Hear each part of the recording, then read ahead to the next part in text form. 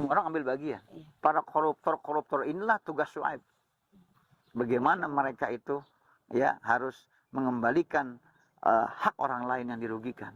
Hak bangsa, hak negara, semuanya harus dikembalikan. Itu kalau di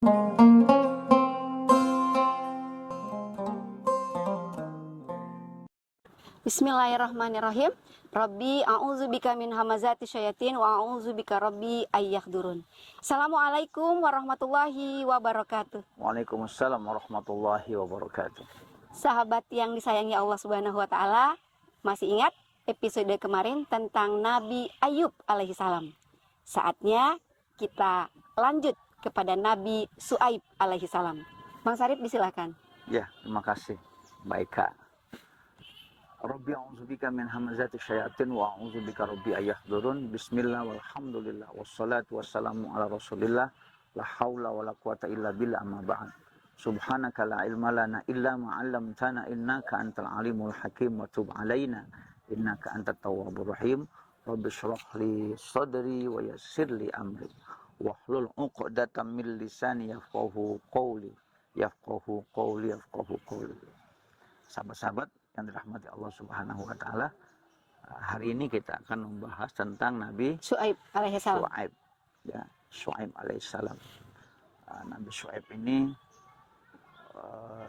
disebut dalam Al-Quran sebanyak 11 kali ya. 11 kali. Ya, 11 kali disebar dalam 4 surat.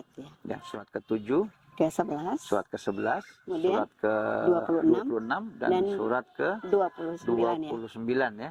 Ya, Allah sebar 11 kali 4 surat. Dalam 4 surat itu. Dan kalau kita mau melihat dari konsep penamaan ya, dari konsep penamaan, kata Syuaib itu dari kata sya'aba ya. Sya'aba. Ya, sya'aba ya syu'ubu. Syu'aiban. Fi'il dasarnya ya. Dari kata-kata jadi sya'aba ya syu'ubu syu'aiban. Ya. Kita mungkin mendengar kata syu'ub ya. Kelompok-kelompok ya, suku-suku, kelompok-kelompok. Al-Hujurat ya. Al-Hujurat. Jadi mengelompokkan sesuatu, dikelompokkan berdasarkan spesifikasinya, kemudian diuji tentang kebenarannya. Nah, itulah Syuaib. Karena nanti Syuaib akan mengalami atau menghadapi kaum yang disebut dengan kaum Madian. Ya, kaum Madian. Madian ini adalah putra Nabi Ibrahim alaihissalam. Putra Nabi Ibrahim. Iya. Dari Bunda Konturoh. Jadi ada istri ketiga. Selain Siti Hajar istri dan ketiga Sarah. Ya. Jadi dari istri pertama nanti dapat anak namanya Ishak. Sebelumnya dari istri kedua dari Hajar dapat anak namanya Ismail. Dan dari istri ketiga ini nanti dapat anak 6 ya. Nah, diantaranya adalah Madian ini. Subhanallah. Ya, antara Madian. Ternyata Jadi Nabi Ibrahim punya anaknya 6 ada Madian. Nah, ini Nabi Syuaib dari keturunan Madian bin Ibrahim ya. Kalau kita ini ya mungkin ini dari Syuaib bin Yasjur bin Lawi bin Abqa sampai nanti ke setelah itu tadi Madian bin Ibrahim. Jadi ini masih keturunan ya, keturunan dari anak cucu Ibrahim. Ya, dari anak cucu Ibrahim yang dari Bunda Kontro yang jadi nabi ini Syuaib. Ya, Syuaib. Kalau dari cerita Al-Quran nanti kita lihat itu umat mereka itu punya kebiasaan adalah mengurangi timbangan dan takaran. Nauzubillah min zalik. Berarti ini yang kemudian nanti ya? akan merusak sistem. Sistem perekonomian rusak di sini. Karena mengurangi timbangannya. Mempengaruhi curang gitu ya. Mempengaruhi kepada banyak hal. Ya, silakan coba dibaca dulu. Tadi surat ke-7 ayat 85 sampai kalau kita mau baca nanti sampai ayat ke-102 masih bahas soal itu. Sahabat, silakan dibuka Quran surat ke-7 Al-A'raf ayat 85, 86, 87. Saya izin membaca. A'udzubillahi minasyaitonirrajim. Bismillahirrahmanirrahim. Dan kepada penduduk Madian kami utus Syuaib, saudara mereka sendiri. Dia berkata, wahai kaumku, sembahlah Allah, tidak ada Tuhan sesembahan bagimu selain Dia. Sesungguhnya telah datang kepadamu bukti yang nyata dari Tuhanmu. Sempurnakanlah takaran dan timbangan, dan jangan kamu merugikan orang sedikit pun. Janganlah kamu berbuat kerusakan di bumi setelah diciptakan dengan baik. Itulah yang lebih baik bagimu jika kamu orang yang beriman. Ya, terus nanti sampai ayat 102 panjang sekali ya. Dulu nanti di surat 11 semuanya kisahnya sama. Pengulangan kisah yang sama ya. Jadi di 4 surat itu ya semuanya pengulangan tentang kisah yang sama. Redaknya Ya, sama. redaksinya hampir sama ya. Bahwa Nabi Syuaib itu tugasnya adalah tadi untuk menjadi penengah untuk menjadi orang yang kalau kita lihat itu memperbaiki sistem bagaimana? Jadi dia mengawasi ya, karena umat beliau mengawasi. Karena nanti efek dari mengurangi timbangan, efek dari mengurangi takaran akan merugikan orang lain dan akan membuat kerusakan. Itu urutannya. Itu urutannya. Masih ada nggak sampai sekarang? Banyak. Kelakuan Madian itu. Banyak. Umat kaum Madian masih banyak ya sampai sekarang. Jadi pelajaran buat kita. Iya. Sifat yang melekat. Kalau cuma juga. Ya ibu-ibu biasa ibu-ibu ya. Kalau nimbang kan gitu tuh ya. Ibu-ibu suka nimbang gitu. Kalau belanja kemudian nimbang. Maunya banyak. Udah mateng, ambil lagi, prok tambah gitu. Yang dirugikan siapa? Abangnya. Yang dirugikan penjualnya kan? Penjualnya. Penjualnya yang dirugikan. Atau sebaliknya, justru penjualnya yang mengurangi timbangan. Iya. Ya. Bisa dua kemungkinan. Timbangannya diakalin ya. Timbangannya diakalin sehingga kemudian jadi kurang. Ya. Orang beli sekilo sampai rumah cuma 8 on. Yang 2 on kemana itu? Karena tadi di timbangannya sudah ada sesuatu yang ditempel sehingga dia itu kecil kan? Iya. Itu kecil sekali. Tapi dampaknya besar. Itu mengurangi keberkahan Bang Sarip. Iyalah, pastilah. Akan disebabkan kerusakan. Kalau kemudian sekarang kalau kita dapat proyek besar, membuat jalan misalnya, ya kemudian takarannya kita timbangin. Semennya dikurangi, pasirnya dikurangin. Jalan cepat rusak. Rugi nggak? Rugi. Yang rugi siapa? Yang rugi dua-duanya sih negara sebenarnya. rugi, masyarakat rugi. Iya. Ya kan pajak masyarakat. Ya, kemudian cepat rusak nggak? Cepat rusak. Karena nggak sesuai dengan SOP-nya ya. Jadi butuh nggak orang yang tugasnya mengawasi? Banget. Nah, maka itulah Syuaib. Dia harus mengawasi, caranya mengawasi harus dipilah-dipilih, dikumpulkan dulu. Ya, dilihat main tender. Wah, ini mana ini perusahaan yang bagus, yang benar, yang kompeten apa semua yang dilihat. Amanah ya, Bang Sarip. Begitu. Sehingga nanti bisa kemudian akhirnya ya dari yang ikut tender terpilihlah ya perusahaan mana yang dia harus mendapatkan tender itu, sudah dia kini bahwa perusahaan ini bagus, track recordnya, perusahaan ini dia jujur, dia apa semuanya. Nah, kalau tidak ada karakter Syuaib dalam diri kita, ya, dalam diri para pemimpin, para pemangku, ya, kepentingan, kekuasaan, para pejabat semuanya bisa dibayangkan. Wah, berantakan, hancur. Semua orang ambil bagian. Iya. Para koruptor inilah tugas Syuaib. Bagaimana mereka itu ya harus mengembalikan hak orang lain yang dirugikan, hak bangsa, hak negara, semuanya harus dikembalikan. Itu kalau diimplementasikan ke dalam rumah tangga atau pribadi kita, bahwa kita harus menjadi sama lah. Kalau di rumah tangga seorang istri yang kemudian uang belanja ditilep misal gitu ya, dikurangi di apa harusnya semuanya. 200.000 Bilang.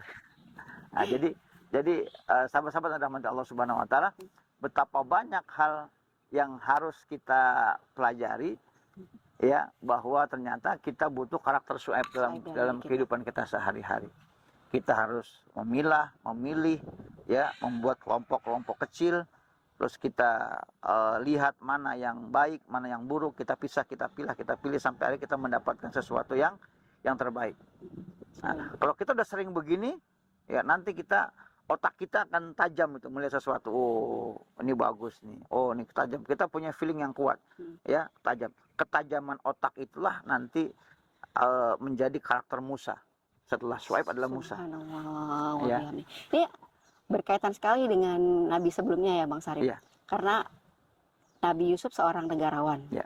Kemudian Nabi Syuaib beliau bisa menganalisis juga ya. Iya. Memilah, memilih. Iya. Kemudian beliau kan berarti punya daya ketajaman yang tinggi. Ya, jadi dibuatkan kelompok-kelompok tadi seperti tender ya. Ini perusahaan ini, perusahaan semua sampai dipilih dilihat. Ya. Nah, itulah Syuaib. Syuaib, subhanallah. Ya, Syuaib ya, kelompok-kelompok kecil. Berarti siapapun kita, apapun kita profesinya harus punya karakter Ya, itu.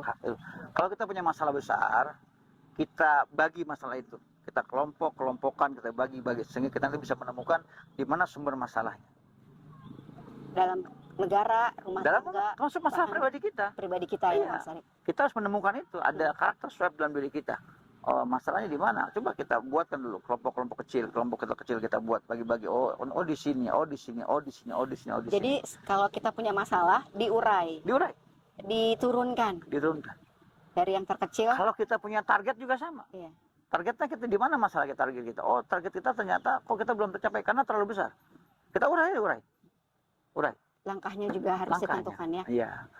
Jadi seseorang dia dianggap sukses ketika dia sudah mulai melangkah, walaupun satu langkah.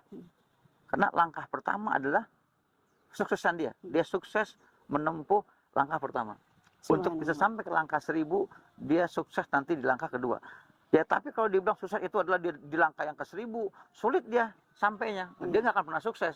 Kenapa? Karena jauh? Langkah jauh dimulai dari langkah. Diurailah kecil-kecil. Jadi kesuksesan itu ketika dia mampu melangkah. 1, mampu melangkah. 2, mampu melangkah. 3, mampu melangkah. Maka begitu. Subhanallah. Sahabat, kita harus menajamkan karakter Nabi Syuaib dalam diri kita agar kita sukses, sejahtera dunia dan akhirat. Ada yang ingin disampaikan Bang Sarip? Agar kita tidak merusak. Kita tidak merusak. Jadi apapun yang kita lakukan ketika kita mengambil hak orang lain, maka ini akan mendatangkan kerusakan secara sistematis. Hakikatnya juga seperti yang sudah disampaikan Bang Sarip, bahwa kita berbuat buruk atau berbuat curang merugikan diri sendiri hakikatnya ya. Mungkin maksudnya merugikan orang lain, padahal telah merugikan diri sendiri. Jadi banyak dirugikan. Banyak yang dirugikan. Nauzubillah min dzalik. Semoga kita Allah jaga dari sifat merusak.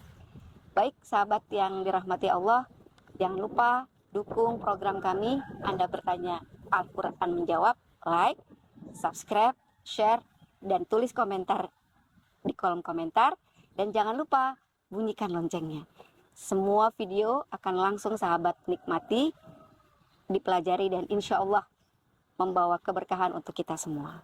Sebelum kita tutup, Bang Sarip ada closing statement untuk sahabat. Ya. Kita sudah hampir separuh Ramadan, Bang Sarip. Di separuh Ramadan ini kita harus mampu menghidupkan karakter Syuaib dalam diri kita. Ya, agar nanti kita dapat mudah untuk dapat mencapai apa yang kita tuju tanpa kita harus merugikan orang lain dan tanpa kita harus merusak sistem yang ada ya, yang sudah Allah jelaskan dalam Al-Quran. Target kita untuk Ramadan ini adalah takwa ya Bang Sarip. Nanti di surat itu juga kan Syuaib juga mengajarkan kepada ketakwaan. Ya, jadi nanti ada musibah yang Allah berikan kepada kaum Madian adalah gempa. Gempa. Jadi kaum Madian ditimpa gempa.